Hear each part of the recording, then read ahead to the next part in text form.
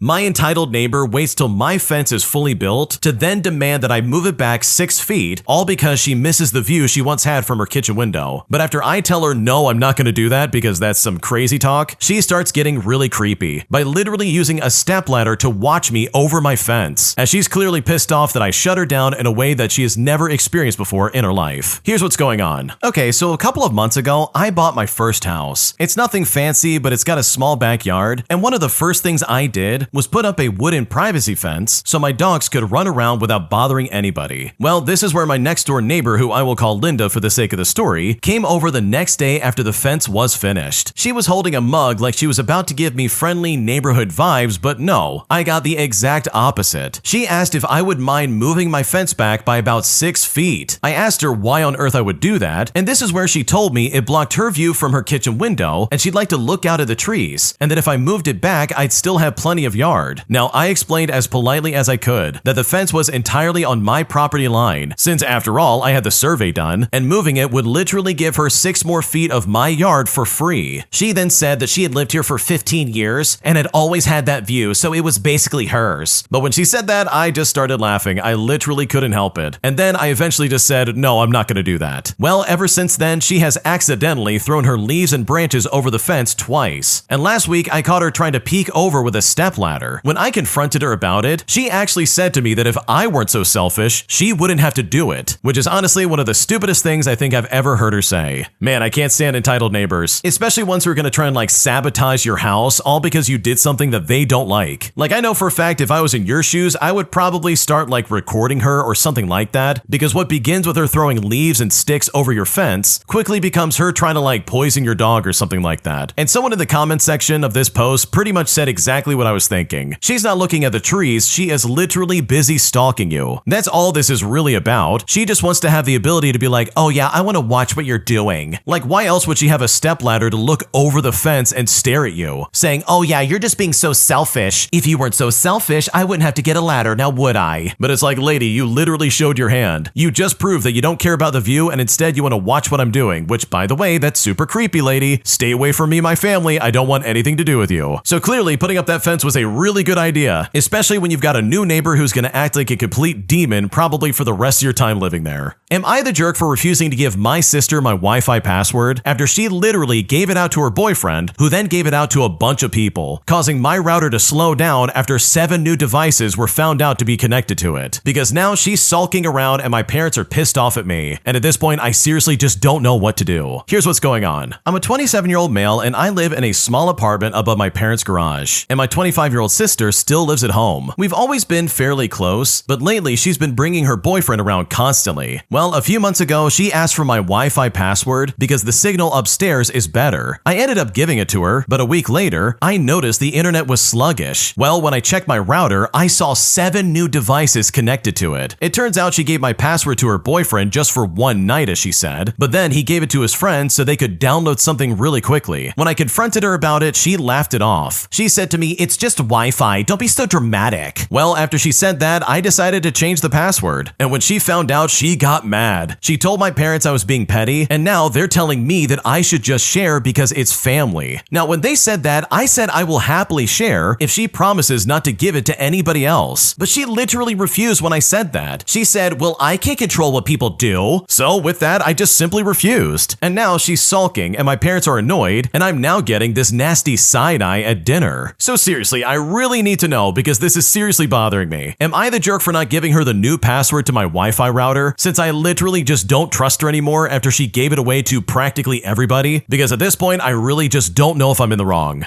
Okay, I've got to be honest real quick. This is so toxic, it's not even funny. Your sister is just disrespecting you. Like, that's all this comes down to. Because, like, literally you trusted her to use the Wi-Fi in a way that wasn't intrusive. This was probably like an innocent request, like, "Hey, the Wi-Fi sucks, can I please use yours?" And then you find out, "Oh yeah, by the way, there's 7 new devices connected to it." Oops, who did that? Sorry about that. Like, are you kidding me right now? That is so obnoxious. And it's so funny to me that she's trying to be like, "Oh, don't be so dramatic. I can't control what people do. This is not my fault." But it's like, no, it is your fault. It's literally your fault that the password got out to everybody. She's trying to sit there and be like, "Well, my hands are clean of the situation." But if she had not given the password out to her stupid boyfriend, then all of his friends wouldn't be on the network, literally slowing down the connection. Like, how is that fair at all for the original poster? They're the one paying for the Wi-Fi. Why should they have to suffer because their sister is irresponsible? Like, I just don't understand that. That really is so super annoying. So no, you're definitely not the jerk here. I would absolutely deny her from ever having my Wi-Fi password pretty much ever again for the rest of my life. She clearly can't be trusted with it, and she's just gonna give you the runaround, and chances are the boyfriend's gonna get it again, and then this cycle's just gonna continue. So in my opinion, I think you should cut the head off the snake and say absolutely not, because your sister doesn't sound responsible in the slightest. My entitled manager claims that I'm stealing company's time and that she'll get me fired if I don't work the exact hours that I'm supposed to work. And despite the fact that she is literally just filling in and covering my manager who's away on maternity leave, she still says that she'll get me fired if I disobey her, forcing me to go to extreme lengths just to get revenge and get her removed. And I've honestly never felt better about any situation at work in my life, because this lady got kicked out of my department faster than she had time to try and get back at me. Here's how I did it. Okay, so I used to work in an office in a trading department. The manager was super chill and she didn't really care much about my schedule and hours that I was doing, just as long as I did the hours my contract said and I didn't really mess around. I used to come in at around 7:30 in the morning every single day. I didn't start work until about 8 o'clock, but I would come in, say hello to a few people, make myself a cup of tea, maybe have a quick chat with someone, and then I would start working at 7:50 in the morning, which is still, by the way, 10 minutes before my start time. Now, I should finish my work by about 4:30 in the afternoon, but quite often I would stay until about 4:45 or sometimes go home at 4 o'clock. But the following day I would stay longer, so my hours in a working week would still add to what they're supposed to be. Well, my awesome manager went on maternity leave, and they gave us some jerk wannabe manager who hadn't had a clue about us or what we did at our job. And because my manager was away, we all had to report to this jerk pretty much every day. And trust me, she hated us. For some weird reason, she hated our department and everybody in it, even though she never said why. Well, very quickly she realized I was doing weird hours and pulled me into the office. She started saying all this crap on how I'm stealing company's time and money, how I'm unprofessional, and how she's gonna put her foot down and make me work properly. You know, whatever that means. Now, I tried to listen to her and asked her questions, but she started to say one more word and you are out. And it's like, oh, okay, you're a massive jerk, but great. So I ask, okay, what is it that you want me to do? She then says, do the hours that are stated in your contract. So I think to myself, okay, cool, whatever. So to clarify, I ask her, okay, does that mean that I have to start at 8 o'clock in the morning and finish at 4:30 every single day? And when I said this, she rolled her eyes. She looked at me like I'm stupid and says, it's not that hard. Your contracted hours is what I want to see in your timesheet, not this nonsense that you've been doing. And it's right about here that my master plan started to come to life. I thought to myself, okay, fine. You see, I'm petty, and I mean like really petty. And best of all, I do not like jerks. So I go home and I sleep like a baby, knowing that I will mess her up so much that she will start losing her mind. The next day I come to work and I wait by the clock-in machine to clock in right at 8 o'clock in the morning. Then I work my normal day and then I go back to the clock-in machine and I wait to clock out exactly at 4:30 in the afternoon. And I think at this point you can probably already guess where this is going. But wait, because trust me, there's so much more. My super friendly fellow coworkers realized very quickly what I was doing, and you know what? They decided to do the exact same thing. There were 10 of us in a team and we all gathered at the clock machine before and after the shift so that we could clock in and out exactly at 8 o'clock and at 4:30 in the afternoon. Now the jerk manager didn't realize for a while what was going on. That is until she put a meeting in place at 4 o'clock. Well, there were 4 of us in that meeting, but once 4:25 came around, all 4 of us get up while she's talking and run out to our desks. We then quickly gather our stuff and run to the clock-in machine, and then about 1 to 2 minutes later, we all clock out and go home. I mean, she didn't even have the time to ask us what we're doing. The next day, she sends us an invite for 4:30 p.m., and it gets rejected by everyone on the team. She then sends nasty emails to all of us who rejected her that we will be written up for insubordination. But you know what? We forwarded the email to Human Resources and we asked for a meeting. The meeting happens, the Human Resources lady listens to us with her eyes wide and laughing, and then she shakes her head and says, okay, just leave it to me. We then go about our day and then we all clock out exactly at 4:30 p.m. And wouldn't you guess it, the next day the jerk manager is nowhere to be seen. The Human Resources lady sent an email to us asking to come see her at 2 o'clock p.m. And it's right there that we're informed that the jerk manager will no longer oversee our department. And in all actuality, she will no longer work for the company, all due to her objectives not aligning more with the business. You know, whatever that means. Now, the gossip has it that this jerk manager was always biting more than she could chew and caused issues across a few departments. And she was apparently moved around because of second chances. But thankfully, we all went back to our own schedules. And when our manager came back from maternity leave and was told what happened, she just laughed and said that she raised us well because she would have done the exact same thing. Oh man, I love this so much because holy crap, I hate managers who act like this dude. Seriously, they come in here and they ruin the culture of your department. Everybody's happy, you have an original leader who literally gets it, and then in comes this moron who's like, oh, we're gonna shake things up. You're stealing company time and you need to do what I say or you're out of here. And it's like, dude, why are you making things so hostile? I'm still doing my job, I'm not stealing time. Like literally, my time at the end of the week is gonna be the exact same. Why would you choose to make things weird like that? Like, come on. But also, I love the fact that they walked out in the middle of that meeting. Like, holy crap, that takes some guts, man. That's one of those things where like, yeah, strength in numbers is exactly what you need because this is some crazy crap. If one of you had walked out and the rest stood still, that would have made that one person look bad. But because all of you walked out at the same time, like that is beautiful in my opinion. So yeah, I love this story because this manager absolutely deserved to get shut down, especially if she's gonna be this hostile. If you like Am I the Jerk, you're probably going to love Am I the Genius. Check it out, link down below in the description. Also, go to amithejerk.com/submit if you would like to submit your own stories. Am I the jerk for not changing my daughter's wedding venue, even though my sister's husband proposed to his 22-year-old mistress there last month? Because right now, my sister is saying that I'm betraying the family if we go through with keeping this venue. And at this point, I honestly just don't know what to do. Here's what's going on. So I want to start off by saying that I put down a $20,000 non-refundable deposit on this gorgeous beachfront estate for my daughter. Let's call her Amy for the sake of the story, and her wedding is next September. And mind you, we booked it 18 months out. Now, without revealing too much, this is the venue in our area, and it's been Amy's dream wedding spot in all of her Pinterest boards. Well, last month, my sister, let's call her Carol, found out her cheating ex-husband, we'll call him Mark, proposed to his coworker who was 28, who he had been having an affair with since she was 22 years old. And this is where things get really tricky because the woman posted engagement photos from the same venue, specifically the beautiful beach area where Amy plans to have her ceremony. Well, as you can probably guess, Carol is absolutely destroyed. She called me sobbing, begging me to change venues. She says she can't watch Amy get married where Mark proposed to a girl younger than his own daughter. She cannot smile for photos on that beach. Now, I feel sick for her, I really do. But there are some massive issues with this plan. For starters, I put down a $20,000 non-refundable deposit. The save the dates are already sent, not to mention Amy's dreamed of this venue since she was in high school, and everything else is booked for like 3 times the price. I told Carol I can't lose $20,000 and crush Amy's dreams, $1,000, all because Mark is a trash person. Carol then says I'm choosing money over her mental health, that I'm forcing her to relive the worst betrayal of her life for pretty pictures. I also talked to Amy about it, and she does not want a venue change. And you know what? It's not her fault that Mark, who has been out of our lives for like the past 5 years, ruined that place for Carol. And this is where Carol called Amy a spoiled brat who wouldn't understand real pain. And now, as a result, Carol is skipping Thanksgiving. In fact, my side and Carol's side of the family, namely her daughters and to some extent my parents, say that I'm being heartless. They say the place is cursed anyway, so why should we host Amy's big day there? But my husband's side of the family says that Carol doesn't get to hijack Amy's wedding just because her husband's a cheater. So seriously, am I the jerk for not switching venues? Because right now, I really just don't know what to do. Oh my gosh, there is no way you would ever be the jerk here. Carol is out of her mind, and so is her entire family. I seriously don't care what kind of emotional turmoil you've gone through. If I spent $20,000 that I will never get back just to book a venue for weddings and engagements, then guess what? I'm gonna keep that venue. Like, this is ridiculous. Why should you be expected to bend to whatever Carol's feeling that day? Because you've got it right. Just because Mark's a cheating jerk doesn't mean that somehow this is Amy's problem. And guess what? That venue is used by all kinds of people, both good and bad, all the time. Why should you be expected to flush $20,000 down the drain just because Carol got her feelings hurt? And also, someone pointed this out in the comments section, but Carol has literally had 5 years to figure this out. She has had so much time to heal those wounds and try to find some kind of like, oh, I don't know, I'm letting go of the past or whatever. Like, why on earth would she try to like force that on you and your daughter out of nowhere? All because he proposed at the same venue. Like, what's going on, dude? This is unacceptable in my opinion, and I just can't believe anyone would expect this from you. Because yeah, if I was in your shoes, I absolutely would prioritize my wallet over Carol's feelings. So with that in mind, no, you're definitely not the jerk. Because if Carol really felt this way, she and the rest of the family who's complaining, oh yeah, your daughter's a spoiled brat. Also, you're heartless and you're thinking about money instead of my feelings. Like, if they really think that's not a big deal and like, oh yeah, it's just $20,000, then all of them can help get your money back by paying you $20,000, but also start the process of reserving something else. Because I guarantee you they're never gonna do that, which in my opinion makes them hypocrites. Because the way that Carol's trying to put her feelings and her problems onto you and your daughter is just insane in my opinion, and I would not put up with that for a single second. Today, I need to confess because I've been lying to my entire family about why I'm doing way better suddenly financially. Because right now I feel terrible about it and I don't know if I should tell them the truth. Here's what's going on. Okay, so basically, my financial situation has improved pretty dramatically over the last 6 months, and I'm talking in a way that literally has allowed me to finally pay off my credit cards and started going out to decent restaurants instead of living off of literally pennies. Now, obviously, my family noticed, especially my mom. She keeps making comments about how I seem to be doing well for myself lately, and my dad asked if I got promoted at work. My younger sister straight up asked me how I suddenly have money for concert tickets and new clothing when I was literally broke 6 months ago. But the real reason is kind of embarrassing, and I know they'd lose their minds. I got into some online entertainment stuff and it hit really lucky on a few different platforms. Just some small amounts that happened to pay off way better than I ever expected. But instead of explaining that, I've been telling everyone I got a promotion and a raise at work. But here's the thing, my job is exactly the same, I have the same salary, literally just the same everything in my life. I just got lucky with timing and made some good calls on entertainment investments that were honestly more luck than skill. But here's the problem, my family, especially my mother, are super conservative about money. Like, she still lectures me about risky financial behavior when I buy name brand cereal instead of generic. If she knew I'd been putting money into what she definitely would consider gambling, she would absolutely lose it. Hours of lecture about how I'm throwing my money away and developing dangerous habits. My dad would probably be more chill about it, but he'd want to know all the details and give me advice about investment strategies, when really it was just me getting lucky on some entertainment bets, and not like I discovered some brilliant system. And my sister would definitely tell mom everything, because she can't keep her mouth shut about anything. The worst part is the lie keeps getting bigger. My mom wants to celebrate my promotion and take me out to dinner. My dad is giving me advice about 401k contributions based on my imaginary raise. I feel like such a fraud, but I'm also terrified of disappointing them or dealing with the judgment of them knowing the truth. So, has anyone ever had to hide good news because you knew it would cause more problems than just keeping quiet? Because right now I feel so stuck that I just don't know what to do.